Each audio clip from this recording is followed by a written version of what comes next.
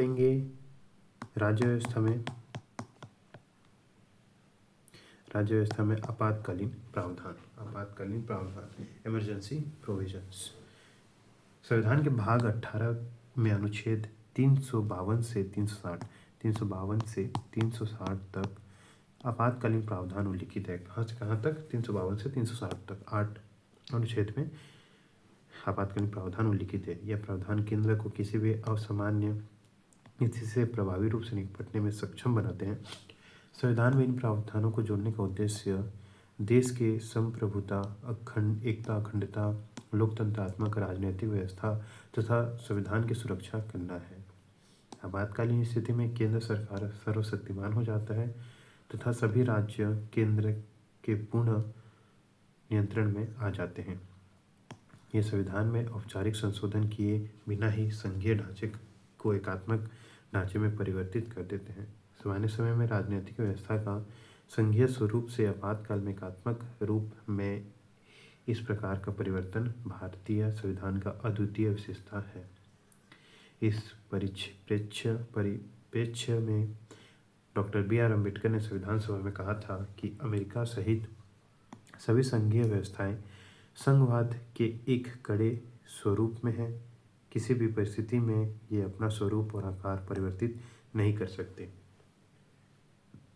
दूसरी ओर भारत का संविधान समय एवं परिस्थिति के अनुसार एकात्मक व संघीय दोनों प्रकार का हो सकता है। यह इस प्रकार निर्मित किया गया है कि सामान्यतः एक संघीय व्यवस्था के अनुरूप कार्य करता है, परंतु आपातकाल में यह एकात्मक व्यवस्था के रूप में कार्य करता है।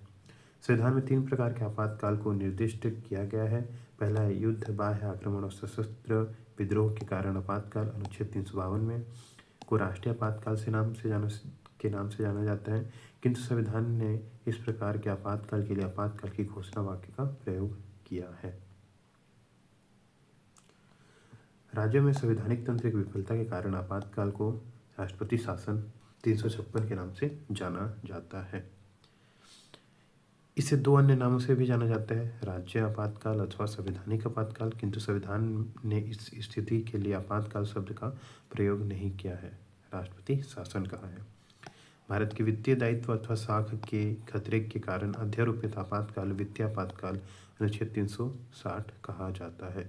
राष्ट्रीय आपातकाल घोषणा के आधार यदि भारत की अथवा इसके किसी भाग की सुरक्षा को युद्ध अथवा बाह्य आक्रमण अथवा सशस्त्र विद्रोह के कारण खतरा उत्पन्न हो गया हो तो अनुच्छेद 352 के अंतर्गत राष्ट्रपति राष्ट्रीय आपात की घोषणा कर सकता है। राष्ट्रपति राष्ट्रीय आपातकाल की घोषणा वास्तविक युद्ध अथवा बाह्य आक्रमण अथवा सशक्त विद्रोह के पहले भी कर सकता है, यदि वह समझे कि इसका आसन्न खतरा है।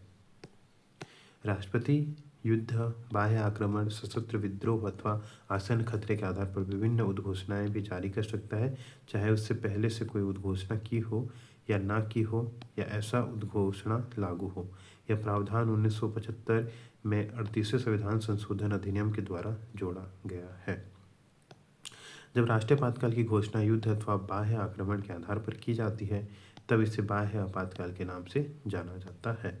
दूसरी ओर जब इसकी घोषणा सशस्त्र विद्रोह के आधार पर की जाती है तब इसे आंतरिक आपातकाल के नाम से जाना जाता है। राष्ट्रीय आपातकाल की घोषणा युद्ध अथवा बाह्य आक्रमण के आधार पर की जाती है जब इसे आपातकाल के नाम से जाना जाता है। जब बाह्य आक्रमण हो तब इसे आपातकाल के नाम से जाना जाता है। सशस्त्र विद्रोह के आधार पर की जाती है। दूसरी ओर जब घोषणा सशस्त्र विद्रोह के आधार पर की जाती है तो इसे आंतरिक आपातकाल के नाम से जाना जाता है। ठीक है। राष्ट्रीय आपातकाल की उद्घोषणा संपूर्ण देश अथवा केवल इसके किसी एक भाग पर लागू हो सकती है। 1976 के 42वें संविधान संशोधन अधिनियम ने राष्ट्रपति को भारत के किसी विशेष भाग पर राष्ट्रीय आपातकाल लागू करने का अधिकार प्रदान किया है।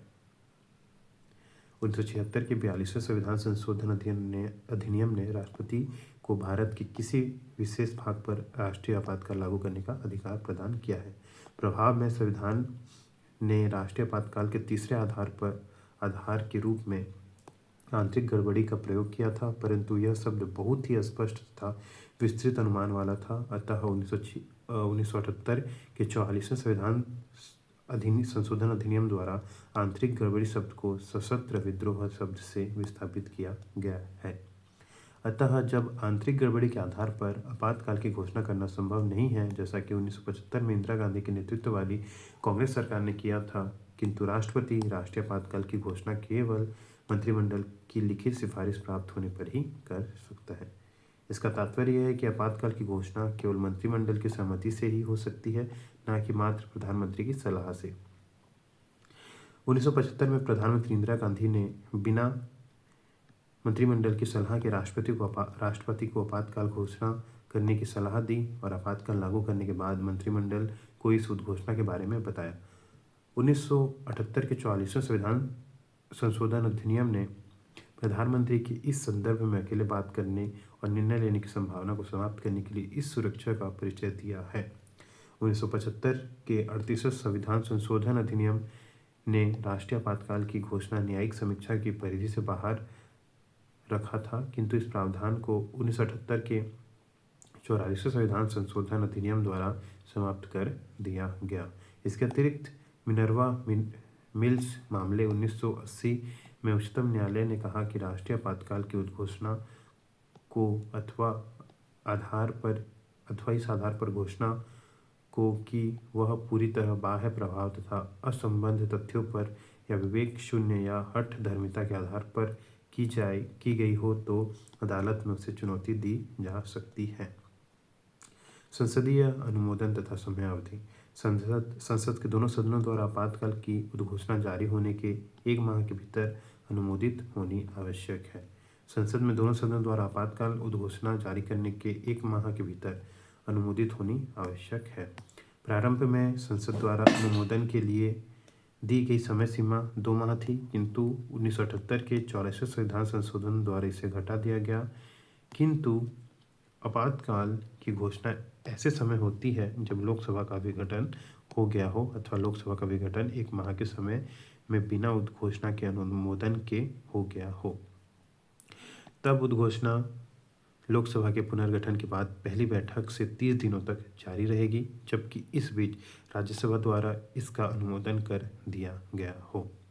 यदि संसद के दोनों सदनों से इसका अनुमोदन हो गया हो तो आपातकाल 6 माह तक जारी रहेगा तथा प्रत्येक 6 माह में संसद के अनुमोदन से इसे अनंत काल तक बढ़ाया जा सकता है। आवधिक संसदीय अनुमोदन का यह प्रावधान भी 1978 के 44वें संविधान संशोधन अधिनियम द्वारा जोड़ा गया है। इसके पहले आपातकाल एक बार संसद द्वारा अनुमोदन के पश्चात मंत्रिमंडल की इच्छानुसार प्रभावी रह सकता था, किंतु यदि लोकसभा का विघटन 6 माह की अवधि में आपातकाल को जारी रखने के अनुमोदन के बिना हो जाता है, तब उद्घोषणा लोकसभा के पुनर्गठन के बाद पहली बैठक से 30 दिनों तक जारी रहता है, जबकि इस बीच राज्यसभा ने इसके जारी रहने का अनुमोदन कर दिया हो। आपातकाल की उद्घोषणा अथवा इसके जारी करने का प्रत्येक प्रस्ताव संसद के दोनों सदनों द्वारा विशेष बहुमत से पारित होना चाहिए, जो कि है इस सदन के कुल सदस्यों का बहुमत, ब उस सदन में उपस्थित तथा मतदान करने वाले सदस्यों का 2/3 बहुमत। पहला है कि कुल सदस्यों का सामान्य बहुमत, सदस्यों का बहुमत, उस सदन में उपस्थित मतदान करने वाले सदस्यों का 2/3 बहुमत प्राप्त होना चाहिए। इस विशेष बहुमत का प्रावधान 1978 के 44वें संविधान संशोधन अधिनियम द्वारा किया गया। इससे पूर्व ऐसा प्रस्ताव संसद के साधारण बहुमत द्वारा पारित हो सकता था। उद्घोषणा की समाप्ति। राष्ट्रपति द्वारा आपातकाल की उद्घोषणा किसी भी समय एक दूसरी उद्घोषणा से समाप्त की जा सकती है। ऐसी उद्घोषणा को संसदीय अनुमोदन की आवश्यकता नहीं होती। राष्ट्रपति द्वारा आपातकाल की उद्घोषणा किसी भी समय एक दूसरी उद्घोषणा द्वारा समाप्त की जा सकती है। ऐसी उद्घोषणा को संसदीय अनुमोदन की आवश्यकता नहीं होती। इसके अतिरिक्त राष्ट्रपति को ऐसी उद्घोषणा को समाप्त कर देना आवश्यक है जब लोकसभा इसके जारी रहने के अनुमोदन का प्रस्ताव निरस्त कर दे। यह सुरक्षा उपाय भी 1978 के 44वें संविधान संशोधन अधिनियम द्वारा पेश किया गया था। संशोधन से पहले राष्ट्रपति किसी उद्घोषणा को अपने विवेक से समाप्त कर सकता था, किंतु लोकसभा का इस संदर्भ में कोई नियंत्रण नहीं था।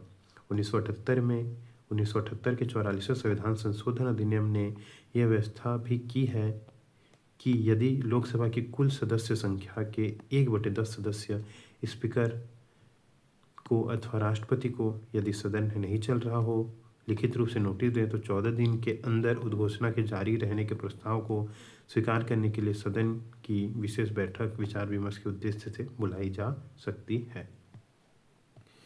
उद्घोषणा को अस्वीकार करने का प्रस्ताव उद्घोषणा के जारी रहने के अनुमोदन के प्रस्ताव से निम्न दो तरह से भिन्न होता है। पहला, केवल लोकसभा से ही पारित होना आवश्यक है, जबकि दूसरे को संसद के दोनों सदनों से पारित होने की आवश्यकता है।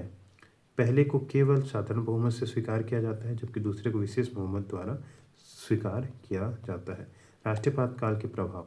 आपात की उद्घोषणा के राजनीतिक तंत्र पर तीव्र तथा दूरगामी प्रभाव होते हैं। इन परिणामों को निम्न 3 वर्गों से रखा जा सकता है। केंद्र राज्य संबंधों का प्रभाव, लोकसभा तथा राज्यसभा के कार्यकाल का पर प्रभाव तथा मौलिक अधिकारों पर प्रभाव। केंद्र राज्य संबंधों का पर प्रभाव। जब आपातकाल की उद्घोषणा लागू होती है तब केंद्र के सामान्य संबंधों में मूलभूत परिवर्तन होते हैं। इनका अध्ययन 3 शीर्षकों के अंदर किया जा सकता है। पहला है कार्यपालक, विधायी तथा वित्तीय। कार्यपालक। राष्ट्रीय आपातकाल के समय केंद्र की कार्यपालक शक्तियों का विस्तार राज्य को उसकी कार्यपालक शक्तियों के प्रयोग के तरीकों के संबंध में निर्देश देने तक हो जाते हैं। सामान्य समय में केंद्र राज्यों को केवल कुछ विशेष विषयों पर कार्यकारी निर्देश दे सकता है, किंतु राष्ट्रीय आपातकाल के समय केंद्र को किसी राज्य को किसी भी विषय पर कार्यकारी निर्देश देने की शक्ति प्राप्त हो जाती है। अतः राज्य सरकारें केंद्र में पूर्ण नियंत्रण में हो जाती हैं, यद्यपि उन्हें निलंबित नहीं किया जा सकता। विधायी।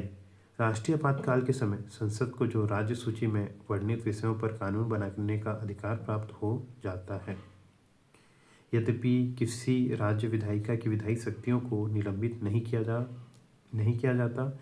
यह संसद की असीमित शक्ति का प्रभाव है। अतः केंद्र तथा राज्यों के मध्य विधायी शक्तियों के सामान्य वितरण का निलंबन हो जाता है, यद्यपि राज्य विधायिका निलंबित नहीं होती। संक्षेप में संविधान संघीय की जगह एकात्मक हो जाती है।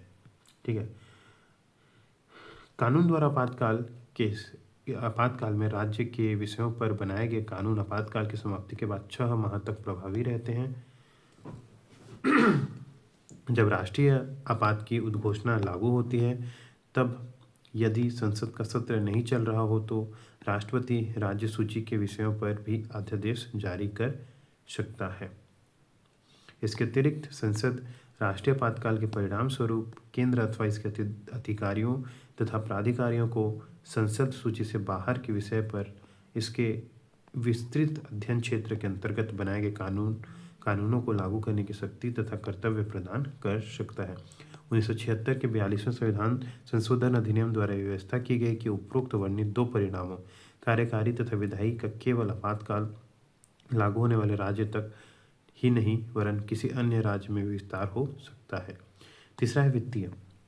जब राष्ट्रीय आपातकाल की उद्घोषणा हो तब राष्ट्रपति केंद्र तथा राज्यों के मध्य करों के संवैधानिक वितरण को संशोधित कर सकता है। इसका तात्पर्य यह है कि राष्ट्रपति केंद्र से राज्यों को दिए जाने वाले धन या वित्त को कम अथवा समाप्त कर सकता है। ऐसे संशोधन उस वित्त वर्ष की समाप्ति तक जारी रहते हैं जिसमें आपातकाल समाप्त होता है।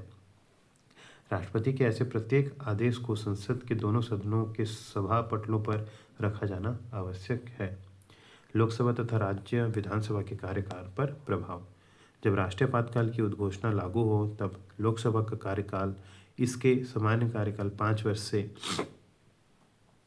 आगे संसद द्वारा विधि बनाकर एक समय में 1 वर्ष के लिए कितने भी समय तक बढ़ाया जा सकता है, किंतु यह विस्तार आपातकाल की समाप्ति के बाद 6 माह से ज़्यादा नहीं हो सकता। उदाहरण के लिए 5वीं लोकसभा 1971 से 77 का कार्यकाल 2 बार एक समय में 1 वर्ष के लिए बढ़ाया गया था। इसी प्रकार राष्ट्रीय आपात के समय संसद किसी राज्यसभा का कार्यकाल 5 वर्ष प्रत्येक बार 1 वर्ष के लिए बढ़ा सकती है, जो कि आपातकाल की समाप्ति के बाद अधिकतम 6 माह तक ही रहता है। मूल अधिकारों का प्रभाव। अनुच्छेद 358 तथा 359 राष्ट्रीय आपातकाल में मूल अधिकार पर प्रभाव का वर्णन करते हैं। अनुच्छेद 358 अनुच्छेद 13 अनुच्छेद 19 द्वारा दिए गए मूल अधिकारों के निलंबन से संबंधित है, जबकि अनुच्छेद 359 अन्य मूल अधिकारों के निलंबन अनुच्छेद 20-21 द्वारा प्रदत्त अधिकारों को छोड़कर से संबंधित है। ये दो प्रावधान निम्नानुसार वर्णित किए जाते हैं। अनुच्छेद 19 के अंतर्गत प्रदत्त मूल अधिकारों का निलंबन अनुच्छेद 358 के अनुसार जब राष्ट्रीय आपात की घोषणा की जाती है, जब अनुच्छेद 19 द्वारा प्रदत्त 6 मूल अधिकार स्वतः ही निलंबित हो जाते हैं। इनके निलंबन के लिए किसी अलग आदेश की आवश्यकता नहीं होती। जब राष्ट्रीय आपातकाल की उद्घोषणा होती है, तब राज्य अनुच्छेद 19 द्वारा लगाए गए प्रतिबंधों से स्वतंत्र होता है। दूसरे शब्दों में, राज्य अनुच्छेद 19 द्वारा प्रदत्त 6 मूल अधिकारों को कम करने अथवा हटाने के लिए कानून बना सकती है अथवा कोई कार्यकारी निर्णय ले सकती है। ऐसे किसी कानून अथवा कार्य को इस आधार पर कि यह अनुच्छेद 19 द्वारा प्रदत्त 6 मूल अधिकारों का उल्लंघन है, चुनौती नहीं दी जा सकती। जब राष्ट्रीय आपातकाल समाप्त हो जाता है, तो अनुच्छेद 19 स्वतः ही पुनर्जीवित हो जाते हैं तथा प्रभाव में आ जाते हैं। आपातकाल के बाद अनुच्छेद 19 के विपरीत बना कोई कानून अप्रभावी हो जाता है, किंतु आपातकाल के समय हुई किसी चीज़ का प्रतिकार भरपाई नहीं होता तथा यहाँ तक कि आपातकाल के बाद भी इसका तात्पर्य है कि आपातकाल में किए गए विधायी तथा कार्यकारी निर्णयों को आपातकाल के बाद भी चुनौती नहीं दी जा सकती। 1978 के 84 संविधान संशोधन अधिनियम ने अनुच्छेद 358 की संभावना पर दो प्रकार से प्रतिबंध लगा दिया है। प्रथम, अनुच्छेद 19 द्वारा प्रदत्त 6 मूल अधिकारों को युद्ध अथवा बाह्य आक्रमण के आधार पर घोषित आपातकाल में ही निलंबित किया जा सकता है, न कि सशस्त्र विद्रोह के आधार पर। दूसरे, केवल उन विधियों को जो आपातकाल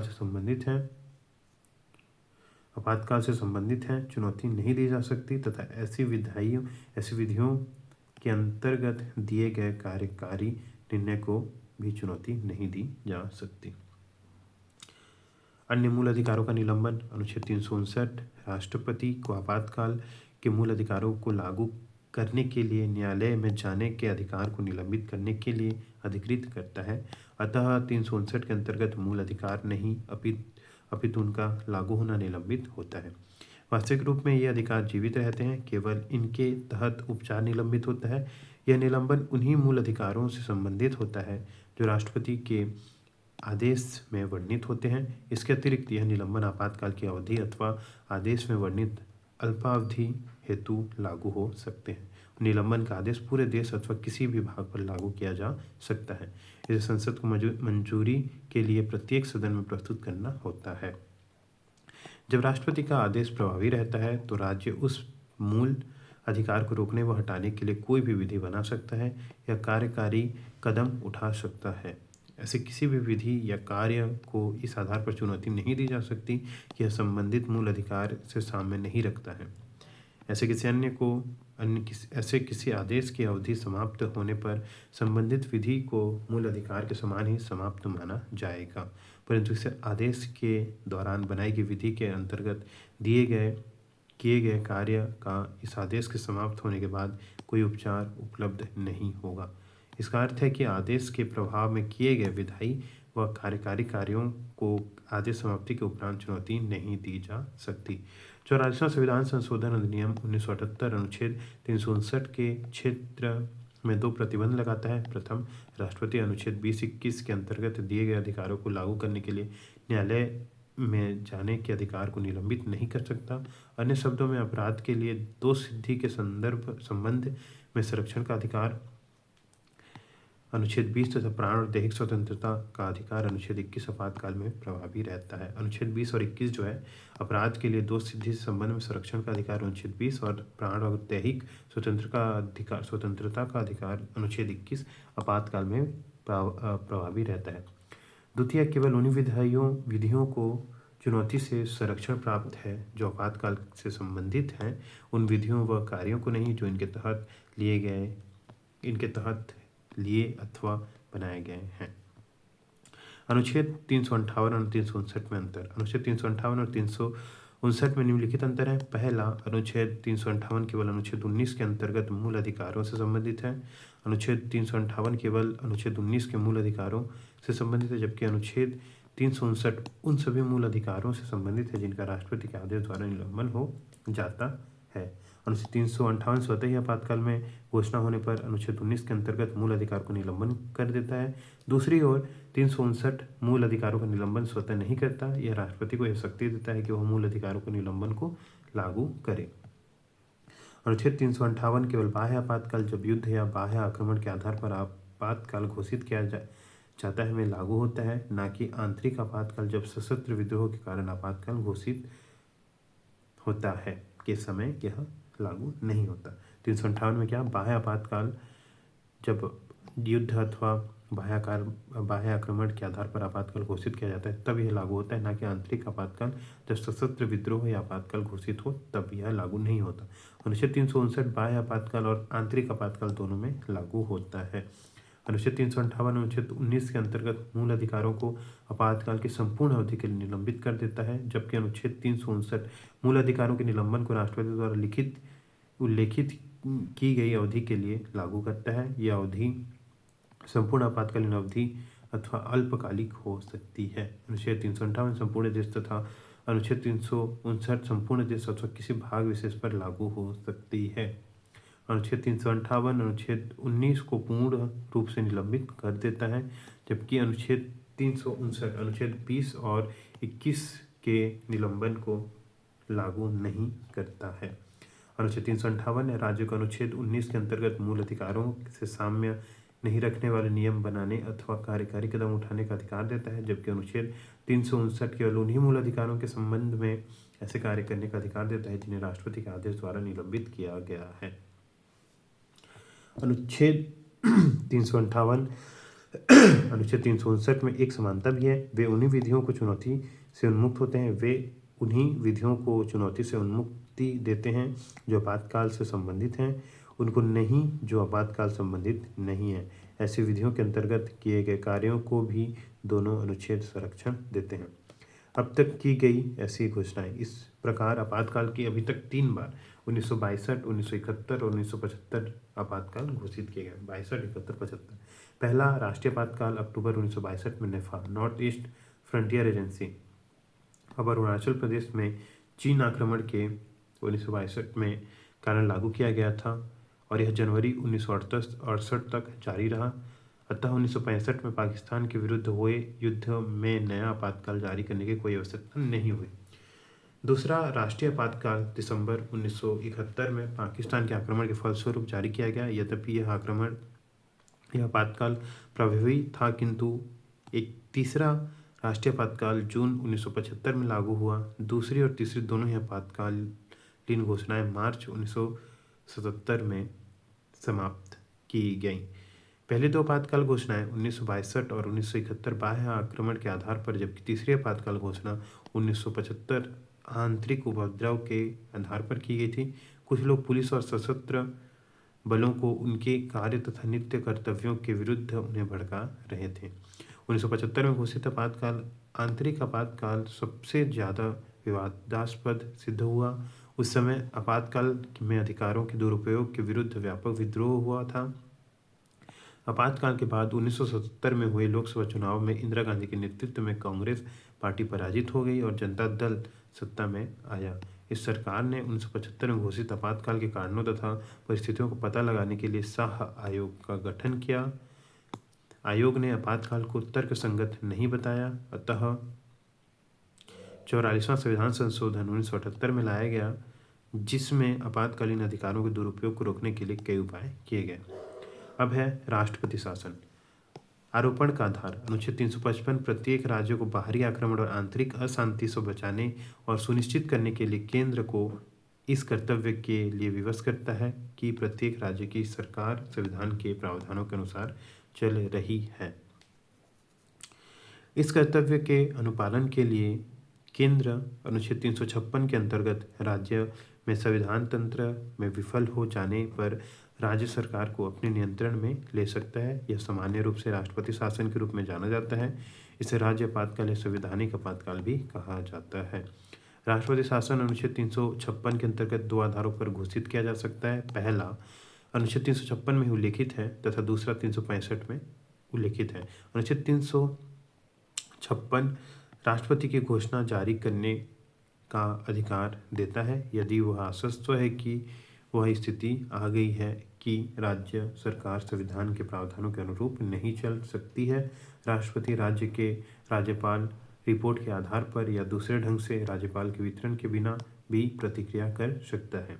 अनुच्छेद 365 के अनुसार यदि कोई राज्य केंद्र द्वारा दिए गए निर्देशों को पालन करने या उसे प्रभावी करने में असफल होता है तो यह राष्ट्रपति के लिए विधि संगत होगा कि उस स्थिति को संभालने जिसमें अब राज्य सरकार संविधान की प्रबंध व्यवस्था के अनुरूप नहीं चल सकती।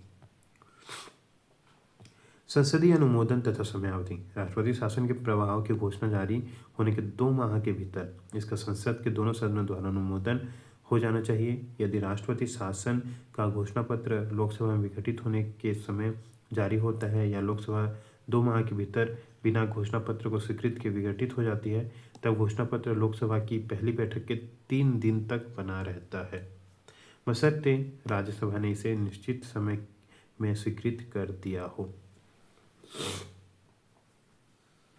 यदि दोनों सदनों द्वारा स्वीकृत हो तो राष्ट्रपति शासन 6 माह तक चलता है। इसे अधिकतम 3 वर्ष की अवधि के लिए संसद की प्रत्येक 6 माह की स्वीकृति से बढ़ाया जा सकता है। हालांकि यदि 6 माह की अवधि में यदि लोकसभा राष्ट्रपति के शासन को जारी रखने के प्रस्ताव को मंजूर किए बिना विघटित हो जाती है तो यह घोषणा लोकसभा के पुनर्गठन के बाद इसकी प्रथम बैठक से 3 दिन तक लागू होगी, परंतु इस अवधि में राज्यसभा द्वारा इसे मंजूरी देना आवश्यक है। राष्ट्रपति शासन की घोषणा को मंजूरी देने वाला प्रत्येक प्रस्ताव किसी भी सदन द्वारा सामान्य बहुमत द्वारा पारित किया जा सकता है, अर्थात सदन में सदस्यों की उपस्थिति व मतदान का बहुमत। 44वें संविधान संशोधन अधिनियम 1978 में संसद द्वारा राष्ट्रपति शासन को 1 वर्ष के बाद भी जारी रखने की शक्ति पर प्रतिबंध लगाने के लिए एक प्रावधान जोड़ा गया। अतः इसमें प्रावधान किया गया कि 1 वर्ष के पश्चात राष्ट्रपति शासन को 6 माह के लिए केवल तब तक बढ़ाया जा सकता है जब तक निम्नलिखित 2 परिस्थितियां पूरी हों। पहला, यदि पूरे भारत में अथवा पूरे राज्य या किसी भाग में राष्ट्रपति आपातकाल की घोषणा की गई हो तथा चुनाव आयोग यह प्रमाणित करे कि संबंधित राज्य में विधानसभा के चुनाव के लिए कठिनाइयां उपस्थित हैं। राष्ट्रपति द्वारा राष्ट्रपति शासन की घोषणा को किसी भी समय परवर्ती घोषणा द्वारा वापस लिया जा सकता है। ऐसी घोषणा के लिए संसद की अनुमति आवश्यक नहीं होती है। 42वें संविधान संशोधन अधिनियम 1976 ने इस काल को 6 माह से 1 वर्ष कर दिया। इस तरह संसद के दोनों सदनों से पारित होने के बाद राष्ट्रपति शासन 1 वर्ष तक लागू रहेगा। लेकिन 44वें संविधान संशोधन 1978 में फिर पुनः इस अवधि को 6 माह कर दिया गया। 1987 में पंजाब में लागू राष्ट्रपति शासन 8वें संविधान संशोधन अधिनियम 1991 के अंतर्गत 5 वर्ष तक जारी रहा। राष्ट्रपति शासन के परिणाम। जब किसी राज्य में राष्ट्रपति शासन लागू हो तो राष्ट्रपति को निम्नलिखित असाधारण शक्तियां प्राप्त हो जाती हैं। वह राज्य सरकार के कार्य अपने हाथ में ले सकता है और उसे राज्यपाल तथा अन्य कार्यकारी अधिकारियों की शक्ति प्राप्त हो जाती है। वह राज्य को अपने सरकार के कार्य अपने हाथ में ले सकता है और उसे राज्यपाल तथा अन्य कार्यकारी अधिकारी की शक्ति प्राप्त हो जाती है। वह घोषणा कर सकता है कि संसद राज्य विधायिका की शक्तियों का प्रयोग करेगी। वह वे सभी आवश्यक कदम उठा सकता है जिसमें राज्य के किसी भी निकाय या प्राधिकरण से संबंधित संवैधानिक प्रावधानों को निलंबन करना शामिल है। अतः जब राज्य में राष्ट्रपति शासन लागू हो तो राष्ट्रपति मुख्यमंत्री के नेतृत्व वाली मंत्रिपरिषद को भंग कर देता है। राज्य का राज्यपाल राष्ट्रपति के नाम पर राज्य सचिव की सहायता से अथवा राष्ट्रपति द्वारा नियुक्त किसी सलाहकार की सहायता से राज्य का शासन चलाता है। यही कारण है कि अनुच्छेद 356 के अंतर्गत की गई घोषणा को राज्य में राष्ट्रपति शासन कहा जाता है। इसके अतिरिक्त राष्ट्रपति राज्य विधानसभा को विघटित अथवा निलंबित कर सकता है। संसद राज्य के विधेयक और बजट प्रस्ताव को पारित करती है। जब कोई राज्य विधानसभा इस प्रकार निलंबित हो अथवा विघटित हो। पहला, संसद राज्य के लिए विधि बनाने की शक्ति राष्ट्रपति अथवा उनके द्वारा उल्लिखित किसी अधिकारी को दे सकती है। दूसरा, संसद या किसी प्रतिनिधिमंडल के मामले में राष्ट्रपति या अन्य कोई प्राधिकारी केंद्र अथवा उसके अधिकारियों व प्राधिकरण पर शक्तियों पर विचार करने और कर्तव्यों के निर्वहन के लिए विधि बना सकते हैं। और जब लोकसभा का सत्र नहीं चल रहा हो तो राष्ट्रपति संसद की अनुमति के लिए लंबित पड़े राज्य की संचित निधि के प्रयोग को प्राधिकृत कर सकता है। राष्ट्रपति अथवा संसद अथवा अन्य किसी विशेष प्राधिकारी द्वारा बनाया गया कानून राष्ट्रपति शासन के पश्चात भी प्रभावी प्रभाव में रहेगा। अर्थात ऐसा कोई कानून जो इस अवधि में प्रभावी है राष्ट्रपति शासन की घोषणा समाप्ति पर भी अप्रभावी नहीं होगा, परंतु इसे राज्य विधायिका द्वारा वापस अथवा पुनः परिवर्तित अथवा पुनः लागू किया जा सकता है। यहाँ यह बात ध्यान देनी होगी कि राष्ट्रपति को संबंधित उच्च न्यायालय की शक्तियाँ प्राप्त नहीं है और उनसे संबंधित संवैधानिक प्रावधानों को निलंबित नहीं कर सकता। अन्य शब्दों में, राष्ट्रपति शासन की अवधि में संबंधित उच्च न्यायालय की स्थिति, स्तर, शक्तियाँ और कार्य प्रभावी रहता है। राष्ट्रीय आपातकाल और राष्ट्रपति शासन की तुलना आधार, संसदीय अनुमोदन, विधि निरसन परिणामों के संदर्भ में अनुच्छेद 17.1 में दिया गया है। अनुच्छेद 356 का प्रयोग वर्ष 1950 से अब तक 125 से अधिक बार राष्ट्रपति शासन का प्रयोग किया जा चुका है। इसके अतिरिक्त अनेक अवसरों पर राष्ट्रपति शासन का प्रयोग मनमाने ढंग से व राजनीतिक व व्यक्तिगत कारणों से किया गया है। अतः 356 संविधान का सबसे विवादास्पद एवं आलोचनात्मक प्रावधान बन गया है। सर्वप्रथम राष्ट्रपति शासन का प्रयोग 1951 में पंजाब में किया गया। अब तक लगभग सभी राज्यों में एक अथवा दो बार इससे अधिक बार इसका प्रयोग हो चुका है। अब है राष्ट्रीय आपातकाल एवं राष्ट्रपति शासन में तुलना। राष्ट्रीय आपातकाल और राष्ट्रपति शासन में तुलना 52 और 56, अनुच्छेद 52 और 56। यह केवल तब उद्घोषित की जाती है जब भारत अथवा इसके किसी भाग की सुरक्षा, युद्ध, बाह्य आक्रमण अथवा सशस्त्र विद्रोह का खतरा हो। इसकी घोषणा तब की जाती है जब किसी राज्य की सरकारें संविधान के प्रावधान के अनुसार कार्य न कर रही हों और इसका कारण युद्ध, बाह्य आक्रमण व सैन्य विद्रोह हो सकता है। इसकी घोषणा के बाद राज्य कार्यकारिणी व विधायिका संविधान के प्रावधानों के अंतर्गत कार्य करती रहती हैं। इसका प्रभाव यह होता है कि राज्य की विधायी एवं प्रशासनिक शक्तियाँ केंद्र को प्राप्त हो जाती हैं। इस राष्ट्रपति शासन में राज्य कार्यपालिका बर्खास्त हो जाती है तथा राज्य विधायिका या तो निलंबित हो जाती है अथवा विघटित हो जाती है। राष्ट्रपति राज्यपाल के माध्यम से राज्य पर शासन चलाता है तथा संसद राज्य के लिए कानून बनाती है। संक्षेप में, राज्य को कार्यकारी व विधायी शक्तियाँ केंद्र को प्राप्त हो जाती हैं। राष्ट्रीय आपातकाल में इसके अंतर्गत संसद राज्य नियमों पर स्वयं नियम बनाती है, अर्थात यह शक्ति किसी अन्य निकाय अथवा प्राधिकरण को नहीं दे सकती। जो राष्ट्रपति शासन है इसके अंतर्गत संसद राज्य के लिए नियम बनाने का अधिकार राष्ट्रपति अथवा उसके द्वारा नियुक्त किए गए किसी प्राधिकारी को सौंप सकती है। अब तक यह पद्धति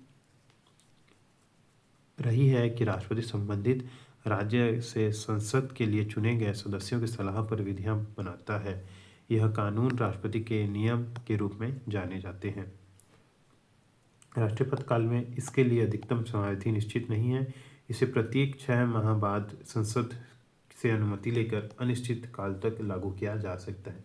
इसके लिए अधिकतम 3 वर्ष की अवधि निश्चित की गई है। इसके पश्चात इसकी समाप्ति तथा राज्य में निश्चित सामान्य वैधानिक तंत्र की स्थापना आवश्यक है। राष्ट्रीय आपातकाल में घोषणा करने अथवा इसे जारी रखने के संदर्भ में संबंधित सभी प्रस्ताव संसद में विशेष बहुमत द्वारा पारित होने चाहिए। राष्ट्रपति शासन इसको घोषणा करने अथवा इसको जारी रखने से संबंधित सभी प्रस्ताव संसद के सामान्य बहुमत द्वारा पारित होने चाहिए। यह नागरिक के मूल अधिकारों को प्रभावित करता है। यह नागरिक के मूल अधिकारों को प्रभावित नहीं करता। राष्ट्रपति शासन, लोकसभा इसकी घोषणा वापस लेने के प्रस्ताव पारित कर सकती है। लोकसभा इसके लिए इसको वापस लेने के लिए जो है घोषणा पारित कर सकती है।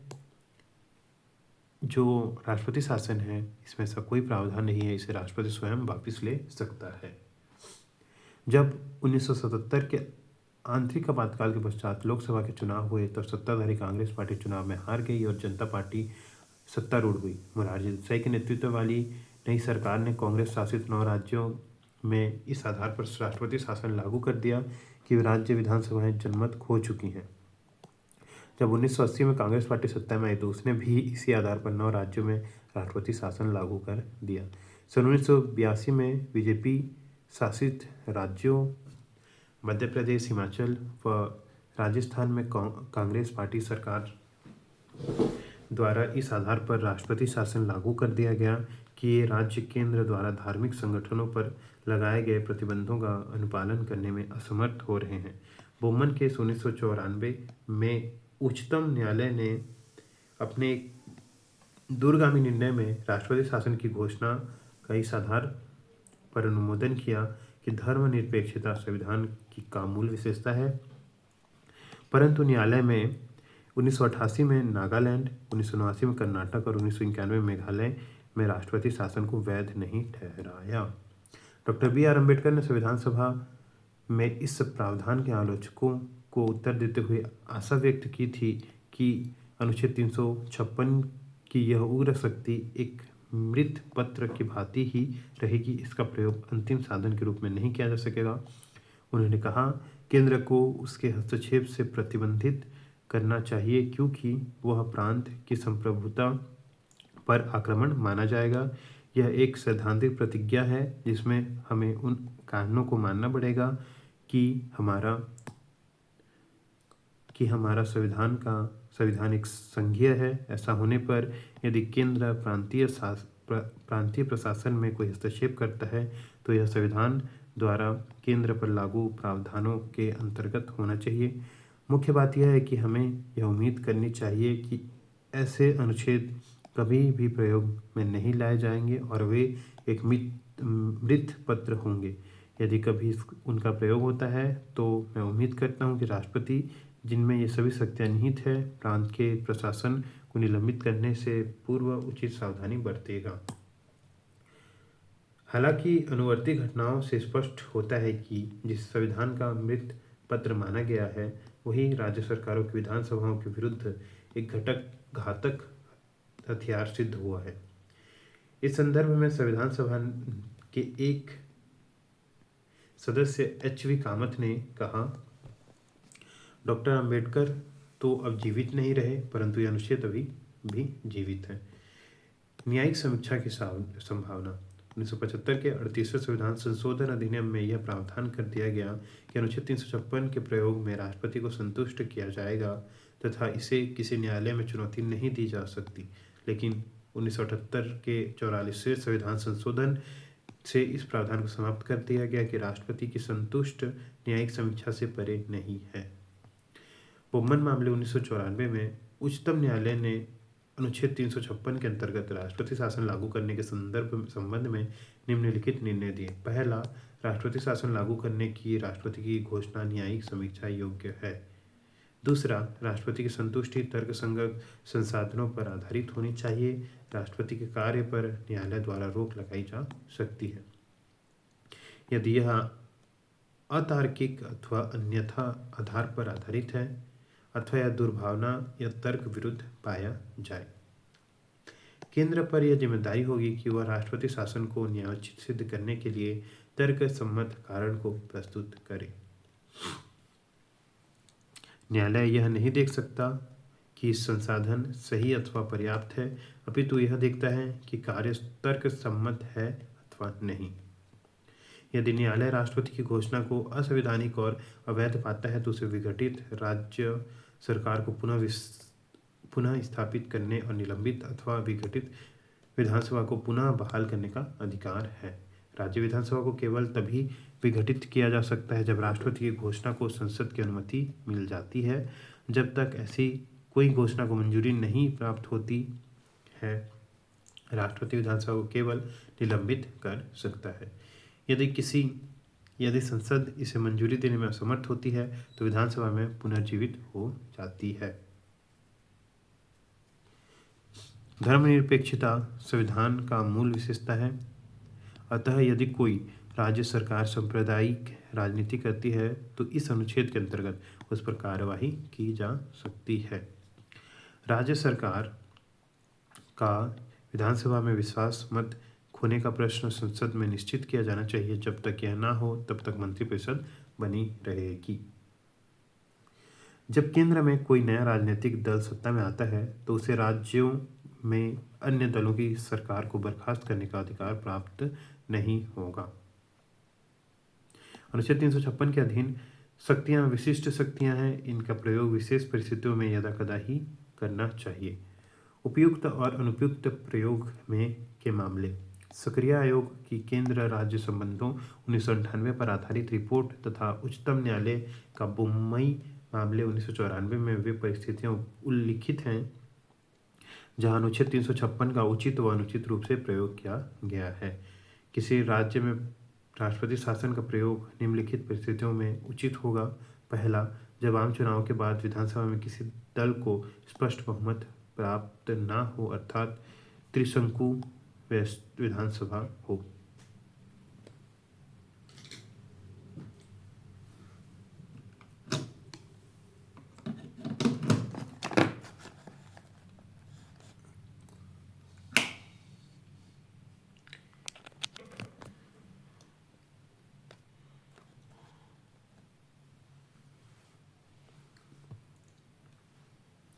जब बहुमत प्राप्त दल सरकार बनाने से इनकार कर दे और राज्यपाल के समक्ष विधानसभा में स्पष्ट बहुमत वाला कोई गठबंधन ना हो।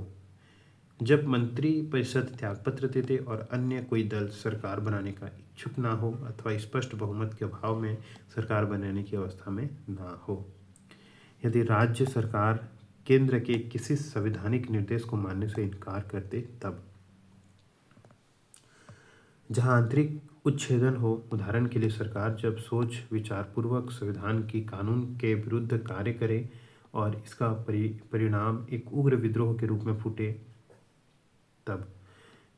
भौतिक विखंडन, जहां सरकार इच्छापूर्वक अपने संवैधानिक दायित्व निभाने से इनकार कर दे जो राज्य की सुरक्षा को खतरा उत्पन्न कर दे। किसी राज्य में राष्ट्रपति शासन का उपयोग निम्नलिखित परिस्थितियों में अनुचित है।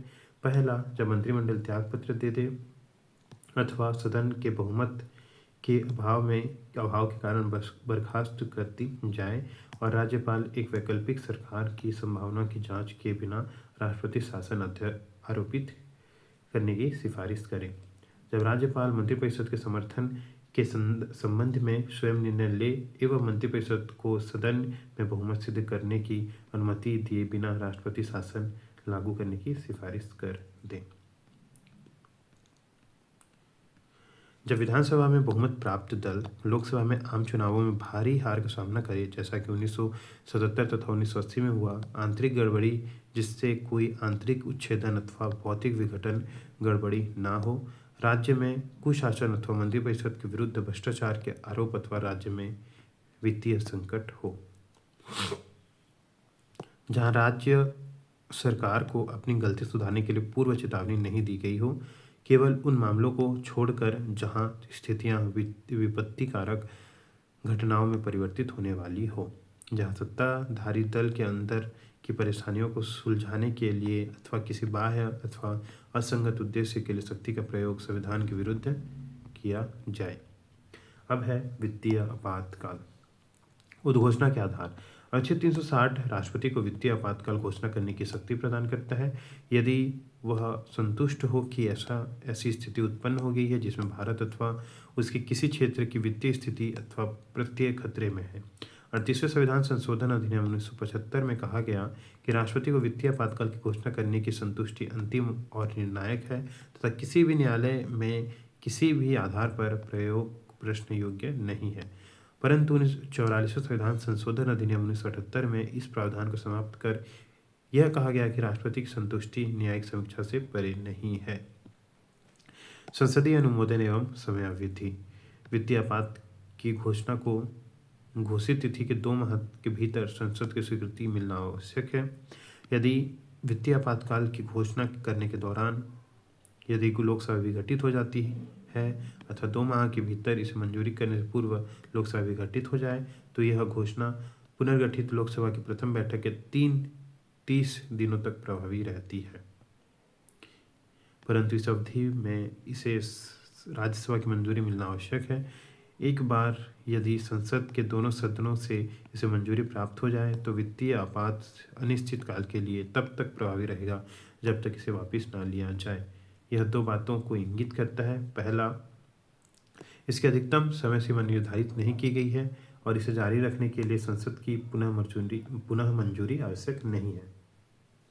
वित्तीय आपातकाल की घोषणा को मंजूरी देने वाला प्रस्ताव संसद के किसी भी सदन द्वारा सामान्य बहुमत द्वारा पारित किया जा सकता है, अर्थात सदन में उपस्थित सदस्यों की उपस्थिति एवं मतदान का बहुमत। राष्ट्रपति द्वारा किसी भी समय एक अनुवर्ती घोषणा द्वारा वित्तीय आपात की घोषणा वापस ली जा सकती है। ऐसी घोषणा को किसी संसदीय मंजूरी की आवश्यकता नहीं है। वित्तीय आपातकाल के प्रभाव। वित्तीय आपातकाल को परवर्ती घटनाएं निम्न है। वित्तीय आपातकाल की परवर्ती घटनाएं निम्न प्रकार है।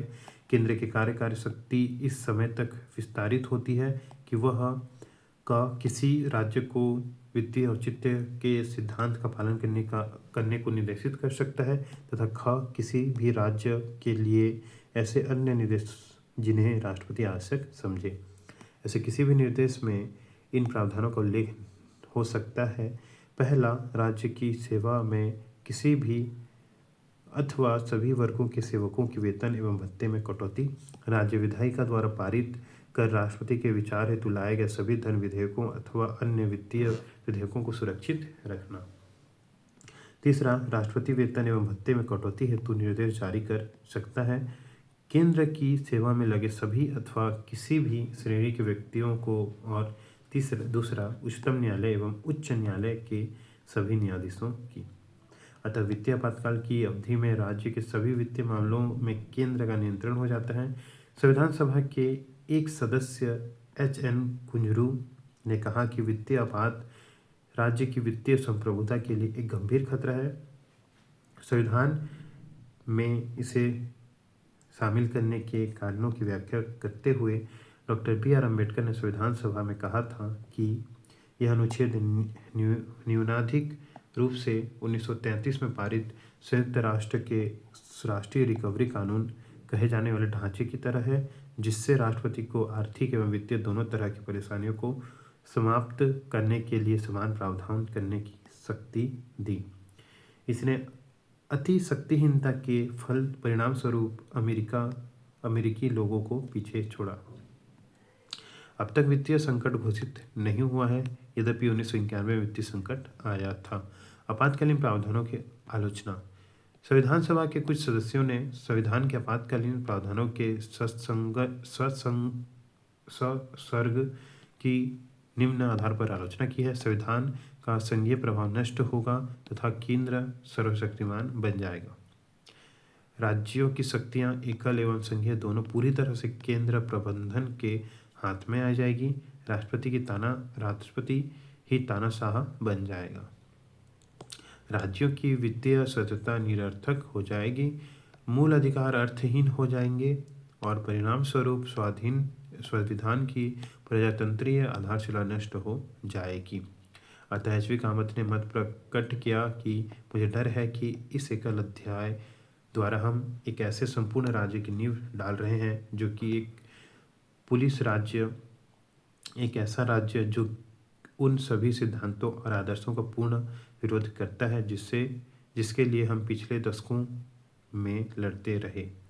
एक राज्य जहां सैकड़ों मासूम महिलाओं एवं पुरुषों के स्वतंत्रता के अधिकार सदैव संशय में रहेंगे। एक राज्य जहां कहीं शांति होगी जो वह कब्र में होगी और शून्य अथवा रेगिस्तान में होगी। यह शर्म और दुख का दिन होगा जब राष्ट्रपति इन शक्तियों का प्रयोग करेगा जिनका विश्व के किसी भी लोकतांत्रिक देश के संविधान में कोई नहीं साम्य होगा। किटी शाह ने इसकी व्याख्या इस प्रकार की। प्रतिक्रिया और पतन का एक अध्याय मैंने पाया जो किसी ने नहीं कहा, परंतु 2 विभिन्न धाराएं इस अध्याय के संपूर्ण प्रावधानों को रेखांकित एवं प्रभावित करती हैं। पहला, केंद्र की इकाइयों के विरुद्ध विशिष्ट शक्तियों से सुसज्जित करना और दूसरा, सरकार को इन लोगों के विरुद्ध सशक्त करना। टीटी कृष्णमाचारी ने भय प्रकट किया, इन प्रावधानों के द्वारा राष्ट्रपति एवं कार्यकारी संवैधानिक तानाशाही का प्रयोग करेंगे। एच.एन. कुंजरू ने कहा, वित्तीय आपातकाल के प्रावधान राज्य की वित्तीय स्वतंत्रता के लिए एक गंभीर खतरा उत्पन्न करते हैं। हालांकि संविधान सभा इन प्रावधानों के समर्थक भी थे, अतः सर अलियादी कृष्ण स्वामी अय्यर ने इसे संविधान की जीवन साथी बताया। महावीर त्यागी ने विचार व्यक्त किया, ये सुरक्षा वाल्व की तरह कार्य करेंगे और संविधान की रक्षा के लिए सहायता करेंगे। जबकि डॉक्टर बी.आर. अम्बेडकर ने भी संविधान सभा में आपातकालीन प्रावधानों के बचाव में उनके दुरुपयोग की संभावनाओं को व्यक्त किया। उन्होंने कहा, मैं पूर्ण रूप से इनकार नहीं करता कि इन अनुच्छेदों का दुरुपयोग अथवा राजनीतिक उद्देश्य के लिए इनके प्रयोग की संभावना है। आपात प्रावधान संबंधी अनुच्छेद एक नजर में। 352 क्या है? आपातकाल की घोषणा। 353 आपातकाल लागू होने के प्रभाव। 354 आपातकाल की घोषणा जारी रहते राजस्व के वितरण के संबंधित प्रावधानों का लागू होना। 355 क्या है?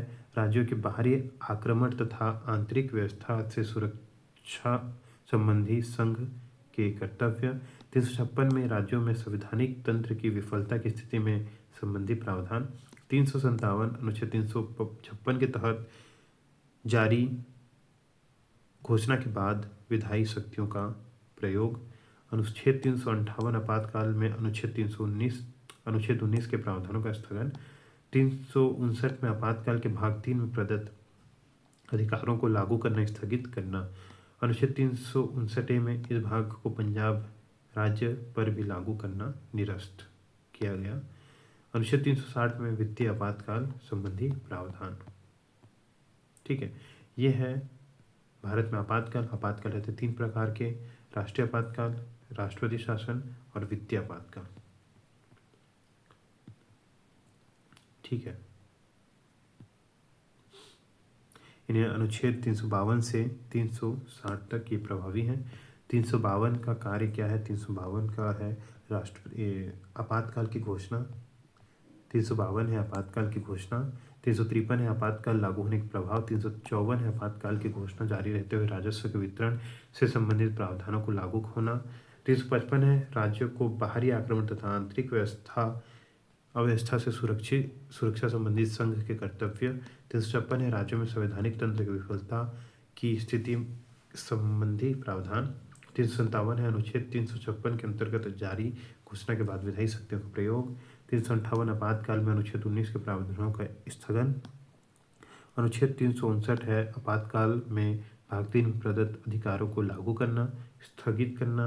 अनुच्छेद 359 है इस भाग को पंजाब राज्य में भी लागू करना अब निरस्त हो गया है। 360 में वित्तीय आपातकाल संबंधी प्रावधान है। ठीक है।